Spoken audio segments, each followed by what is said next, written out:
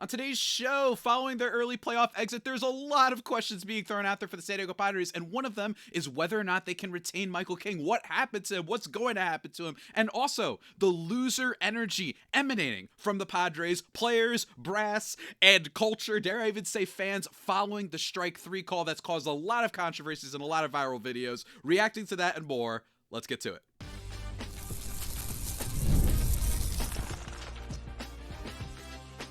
You are Locked On Padres, your daily San Diego Padres podcast. Part of the Locked On Podcast Network, your team every day. Greetings, ladies and gentlemen, and welcome to another edition of Locked On Padres podcast, which is part of the Locked On Podcast Network, your team every day for Wednesday, October 8th. As always, I'm your host with sometimes, occasionally, but certainly not always the most, Javier Reyes, and I've been covering this team for nearly 6 years now, not just for this podcast, but also various other outlets, including justbaseball.com, chief among them. Today's episode, guys, is brought to you by FanDuel. Right now, new customers can bet just $5, and if your bet wins, you'll get $300 in bonus bets to use across the app. Download it today. And on today's show, guys, we are talking about Michael King in multiple aspects. What happened at the end of that game? Playoff series, I should say. Is he a guy that's going to return? Probably unlikely. We're going to talk about all of that, my thoughts on that, and then get into the Padres loser energy. That's why a little bit of Padres hating on this hump day, morning, afternoon, whatever for you, just to switch things up a little bit, and then continuing responding to some of the listener, viewer, fan, dare I say, questions in the mailbag segment. Let's get started, though. Let's talk about Michael King. Michael King is a fascinating proposition because he didn't really pitch for the Padres this year, as you all may very well. But when he did pitch, he was still pretty okay. 3.44 ERA on the year. That's not bad. In 73.1 innings pitched. I will say the peripherals weren't as great, right? If you dig a little bit deeper, his expected ERA is 4.26, a FIP of 4.42. His strikeout rate was down. His walk rate kind of stayed the same. He was giving up more home runs, though.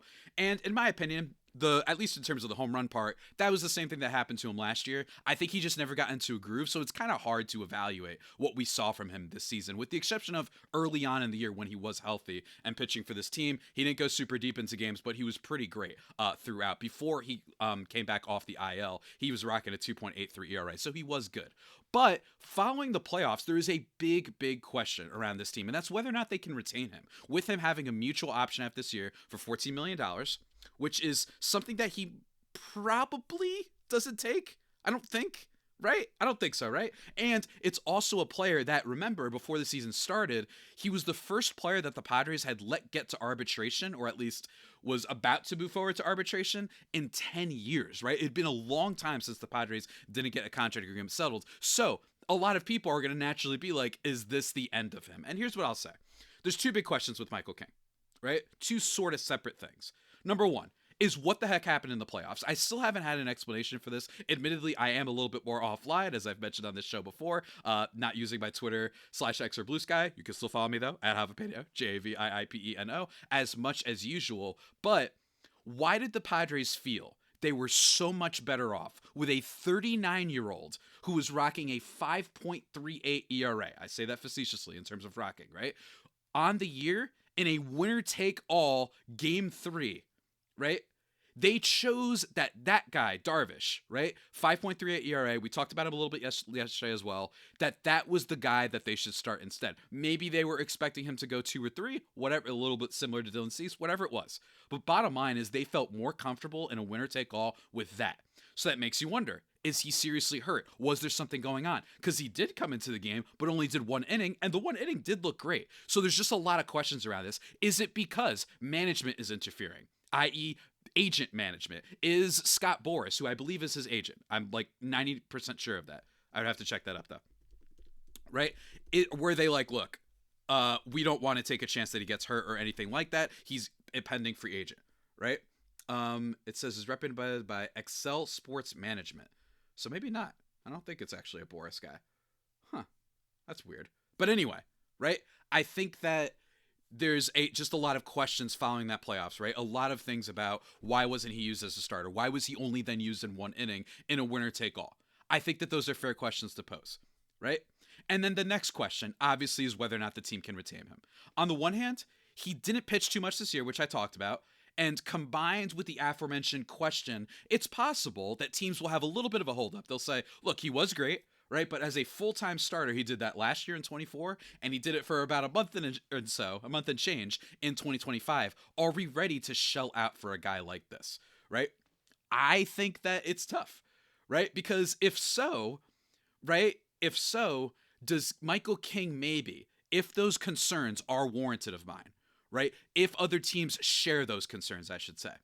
Is it possible that he takes a deal that makes it so next year is the year when he really cashes in? Maybe he goes 140 innings next year, 150, whatever it is. He does similar to what he'd been doing in 2024, right? But if I'm a team, I might want to see that. I might want to see a little bit more just to make sure that there wasn't anything weird that happened prior to the offseason starting officially, right? Like with free agency because of the injury and all that sort of stuff.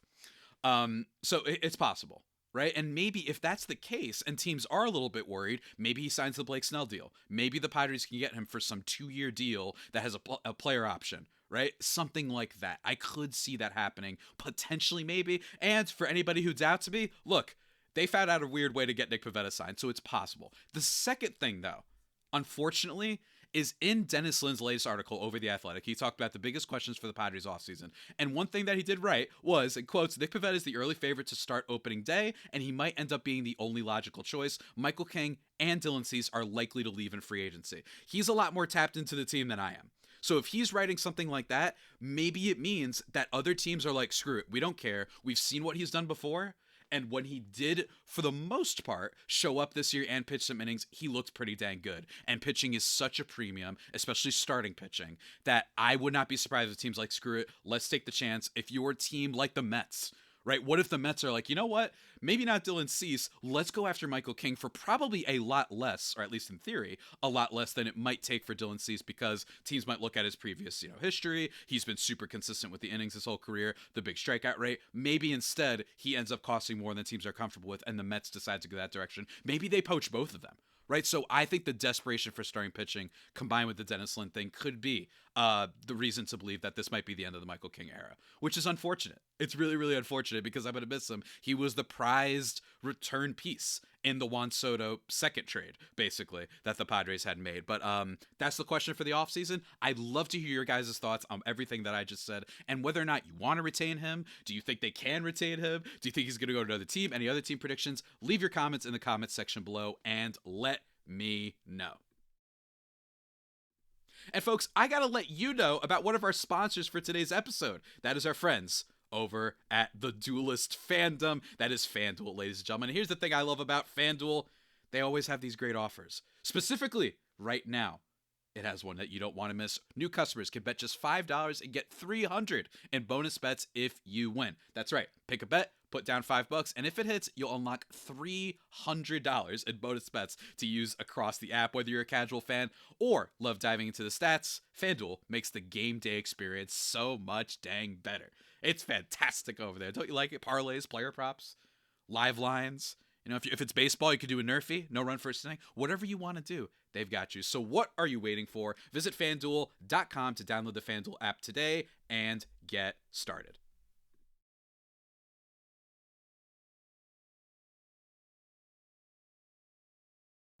And just like that, everybody, we are back here on the Locked On Padres podcast, thriving and vibing despite it all. On the Locked On Padres pod, guys, we are here for you. Your first listen every day, free and available on all platforms. Let's talk a little negativity. Let's talk a little bit of toxicity, dare I say.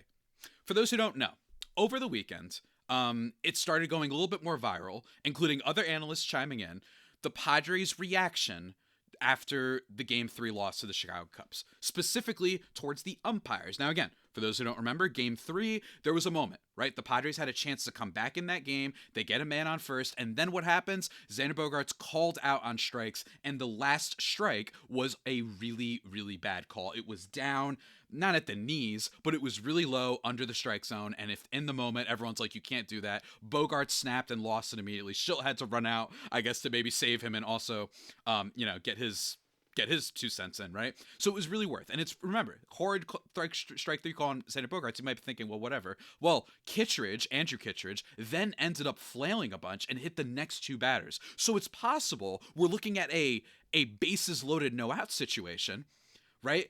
And hey, the Chicago Cubs have had some bad choke moments in their history before. Shout out my guy, who is that fan? The infamous fan. I'm blanking on his name right now. The one with the headsets. You guys probably know. I'm blanking on it. But this is kind of a big deal because then what did we see, right? To get into it, the viral video of the clubhouse and the team yelling at the umpires as they're leaving the field after the game's been over. By the way, this is not like in the moment. It's still after the team leaves the field, right? And it was a pretty wild scene, right? Like, it was pretty wild to see. You see a lot of them, kick things off, just losing it. They're screaming at umpires and all that sort of stuff. And I don't know. So here's my thing. You're allowed to obviously complain. I'm not saying that you're not allowed to do that. And it was something that is worth complaining about because it could have changed the season. You never know with these things. It's important. And a lot of people are going to say, oh, well, it was just one call. If there's one thing that I've learned following baseball and covering baseball over the past few years, it's that I did not appreciate when you dig deep how much a bad strike call really impacts everything in the game. It really does. It might not sound as much, but especially in the playoffs, you just hate to see that, right? But here's the thing. After all of that, you wait all that time for the umpires to get there and you're yelling and you're going viral and you look kind of like losers. And it doesn't end there, by the way. There's more controversies, right? You had my guy, Jake Garriani of CBS 8 Sports San Diego, who's been on the show a bunch, especially for Fun Friday. He asked Manny Machado a question, right? Following the game. And he said, basically, just to pull up it right now, the quote that my guy had, let me just mention. He said, "I know it just ended," asking Manny Machado, "but how do you assess a season like this?" And Machado, in his very, almost charismatic, cool way, he says, what type of question is that, dude? How do I assess the season? We just lost. How do you think I assess it? Right? Come on, dude. You ask better questions than that. Let's go. Come on. You're going to wait until the last second to ask that question? Come on, bro. You know better than that. So it goes viral. Jim Rome got involved and was grilling Manny Machado over this. You also had Nestor Cortez even speak out. Crazy weekend for Padres, considering that they just lost, right? Nestor Cortez also came out and said, "It's an umpire's game." Cortez posted on X/Twitter. The spotlight goes to the umpires. The sad part about that call is that they will say it's their buffer zone. Here's my thing, right? Here's my thing. I'm trying to not be a full hater. The call was really bad, right? But here's what I think is the issue here. You are actively, as a result of all these things, the umpire yelling, the reactions to the question by my guy Jake, which in my opinion, I understand why players get a little bit annoyed sometimes because what do you want them to say? But to me, I have a big issue with when people get mad at that because this is just, we're going through the routines, right? This is just how it has to be. The post-game media scrums in the locker room, you're going to ask boring questions. You know why? Because if we really wanted to, Manny, we could be like, hey, you hit 200 in the postseason for the past 2 years. Do you want to talk about that? Why is it that you are so much worse in the postseason? Do you think that you need to prep better, right? And that would be a little bit too strong of a question, right? This is just what it has to be after a game. So I sometimes get annoyed from both sides when they react so negatively to these things, right? Because my thing is just it's got to be like this, guys. It just has to be for a bunch of different journalistic reasons. It has to be, you don't want to be asked the hard-hitting questions right after a game. It's tough with emotions running high and all that. My other problem, though, is that in general, the Padres are actively, because of all this, validating the perception, although in my opinion, it is a BS perception that the team is a little brother whiner, right? And here's why. Y'all are going to make all this fuss. Nestor Cortez, you're going to make all this fuss. Manny Machado, you're going to react like this, especially when you perform poorly. The umpires didn't make y'all go 2 for 29 with runners in scoring position. And I don't even know what the other hit was, right? Maybe it was a single by Luis Ariz that couldn't bring in a run exactly. It was probably that because I think Xander held up one of those innings or something like that, right? They didn't make you guys hit so poorly with runners in scoring position. The main hit they had was the Manny Machado home run. His only hit, really, of the series with a runner in scoring position, right? Manny, you have a career 688 in the postseason. Jake and other reporters, like I said, could be asking much more tough questions. And by the way, in his postseason, he only has one postseason appearance with an OPS above just 700. We're not even talking about star stuff. We're talking about, like, can you just be average? And he has not been that. I appreciate the passion of the Padres because this is just more in-your-face evidence that these guys really do want to win. They wouldn't be reacting this way if they were like, whatever. If Manny didn't care, you'd get something like, yeah, I don't care. Or, yeah, this is just how it goes sometimes. Next question. You know what I mean? Like, you're seeing it. And I know that a lot of people like to make these body language analysis assessments after players lose, and they're like, well, they must not care. No, they're trying, guys. It's very, very rare in my lifetime to ever see an athlete where I was like, that guy wasn't trying. By not trying, I'm talking like when Pablo Sandoval, they told him to lose weight, he came back 20 pounds heavier. I'm talking Jay Cutler with the Denver Broncos and Chicago Bears. Very rare, this is how they got there. But in my opinion, the loser energy is off the friggin' charts with the Padres right now, following this game. And I know that a lot of the Dodgers fans that are probably still lurking following the wildcard loss are going to appreciate that. But I stand by it. But I also stand by, this had not been them before this. A lot of that is national media. It stems from a lot of what happened last year in the playoffs. And this idea that we all have to kiss the butts of the Dodgers because they have every great player, which is what the media and national media keeps telling you and loves to reiterate all the time. Like, how can you not love this great baseball? You know why we don't like it? Because our teams, not the Padres, but our teams as a whole don't spend at all. And we just get to see them spend $2 billion. What's interesting about that, I think, is what other fans feel. But for right now, the Padres, you guys couldn't hit. And by the way, it was the second postseason in a row where the reason you lost is because you got Jackson Merrill, you got Xander Bogaerts, you got Luis Ariz, Fernando Tatis Jr., you've got all these players, some big household brand names in the case of some of them, that did not hit. You went dead quiet. And it's not like the Cubs have the best pitching in the world. You got shut down by Jameson Taillon. At least last year, you could say, hey, it's still the Dodgers, and it was Yoshinobu Yamamoto in the last game. This time, no excuses. And this reaction, in the moment, I don't mind it. I don't mind that Bogaerts lost it.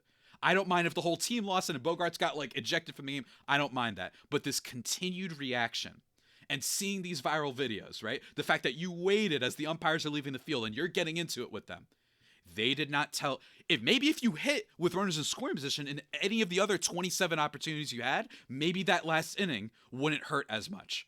It's like it just doesn't make any sense to me, right? You're blowing it. It's your fault. Stop with the loser energy. It makes you look terrible. And it validates, in my opinion, like I said, a BS perception that the Padres are this evil, downtrodden, whiner little brother that just complains about everything. And again, I do not think that that's fair. But after this series, people are going to feel that way. So I don't like it. A lot of loser energy emanating from the Padres following this series, and you hate to see it. But folks, we are not done with today's episode. We got to get into the mailbag. But before we get into the mailbag, I need to take a second to talk to you about another one of our sponsors, and that is our friends over at Rugiet. That's right. You might forget what Rugiet is, but you've probably heard of Viagra or Cialis. Maybe you've even tried them. But if you're looking for something beyond that usual pill, it's time to meet Rugiet Go Long. Rugiet Go Long, it's not just another ED pill, it's a total game changer for confidence. Go Long combines 2 doctor-trusted medications in one dual-action formula so you can get hard and go the distance. The effects last up to 36 hours. That's confidence all day, all night, and even into the next day. And the process is really simple. Connect with a board-certified doctor 100% online, and if prescribed, your treatment ships directly right to your door, and discreetly, too. If prescribed, your treatment is going to be there for you, and you're going to love it. Ready to level up your confidence in the bedroom? Head to Rugiet.com. That's RUGIET.com and use promo code LOCKEDONMLB for 15% off your first order. That's Rugiet, RUGIET.com, promo code LOCKEDONMLB. Make sure to use our code so they know that we sent you. Go check it out.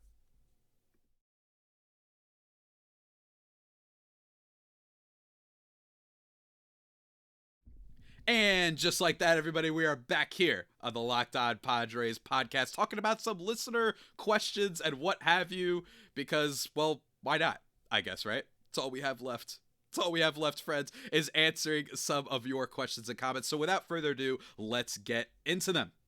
The first I want to talk about Mr. Cam Wordplay. He says, look, I was ecstatic about getting Manny Machado all those years ago, thinking he was a perennial gold glove third base with a solid middle of the order bat, but not an elite number 3 or number 4 clutch hitter like Bryce Harper, Freddie Freeman, etc. Since then, as we all know, Manny had the one incredible MVP caliber season and has carried the team at times while struggling at others, yet he has remained solidly in the number 3 or number 4 spot in the order because the Padres, as usual, are without a slugging superstar cleanup hitter like Dave Winfield, Gary Sheffield, which is a funny one, Ken Caminiti, Greg Vaughn, or Adrian Gonzalez. It's just funny that you brought up Gary Sheffield. He looked pretty good in that slot for much of the season, but fell short of the 35 to 40 home runs and 120 plus RBIs that you want to see there. His number of errors was also way up too, suggesting that his peak years as a complete player are probably behind him. He will be a good player and potential all-star for a few more years, but his lack of clutch hitting, especially in the playoffs, suggests he should no longer be hitting number 3 or number 4 every day in 2026 or thereafter. Yet, as long as Tatis is a 25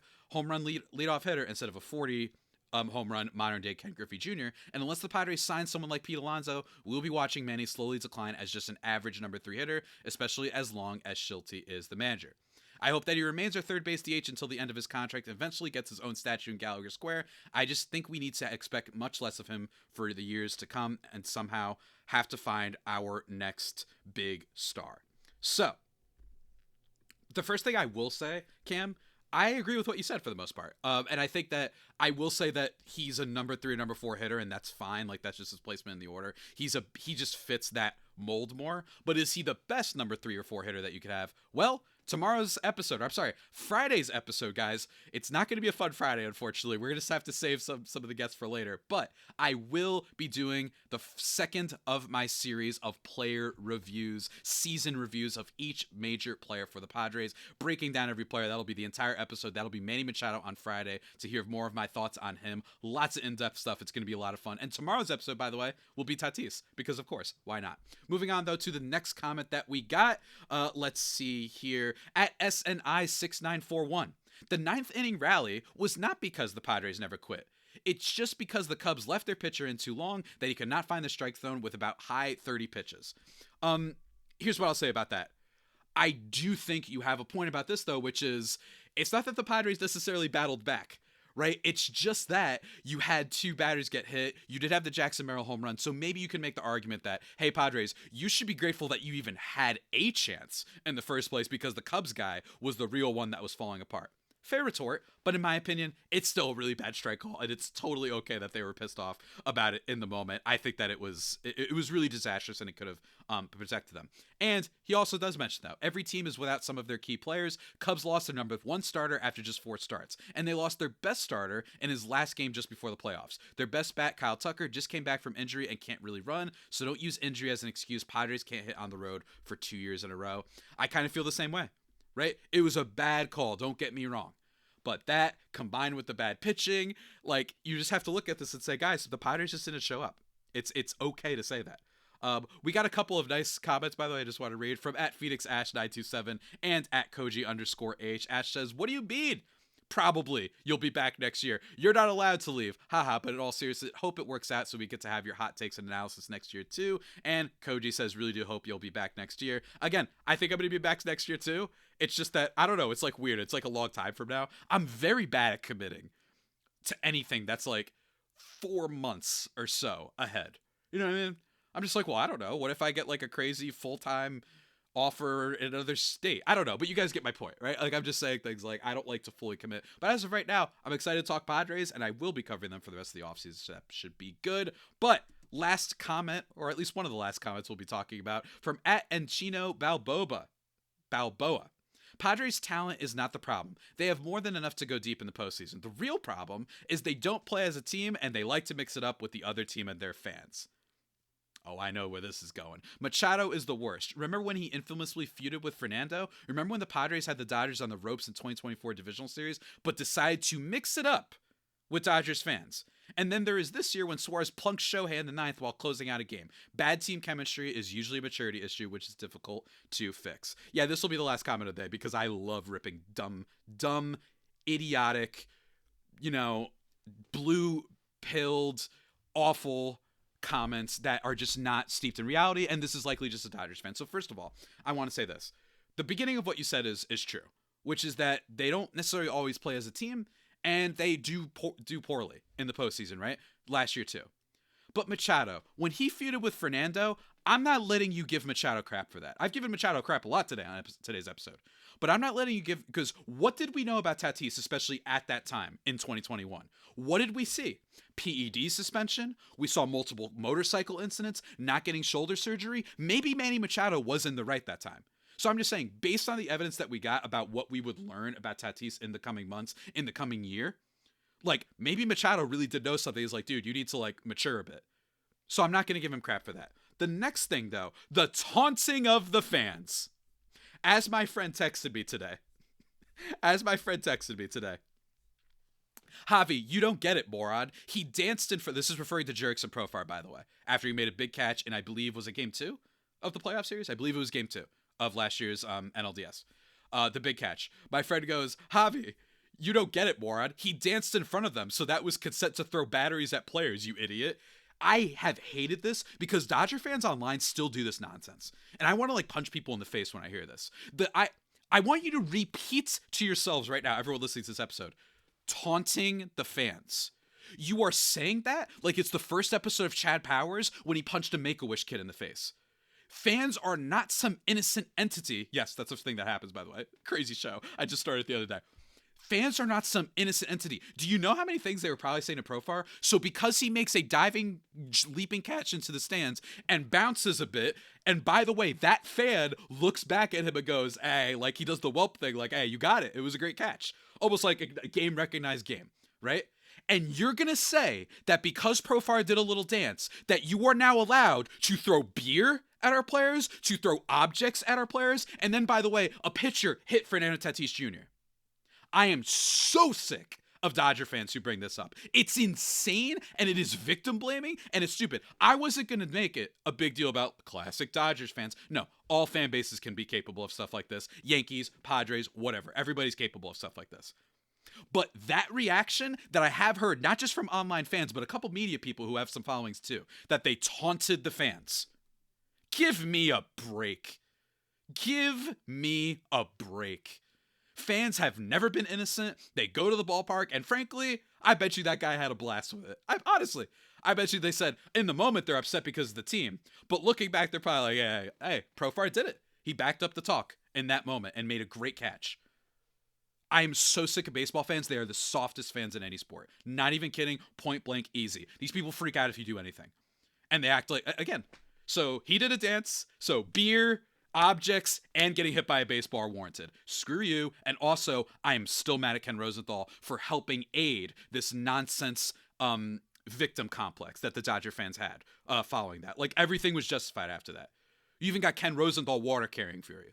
Give me a break. I'm still mad about that. But the last part that you said, and then there's this year with Suarez plunk Shohei in the 9th. Yeah, remember when you hit Fernando Tatis Jr. like 7 times?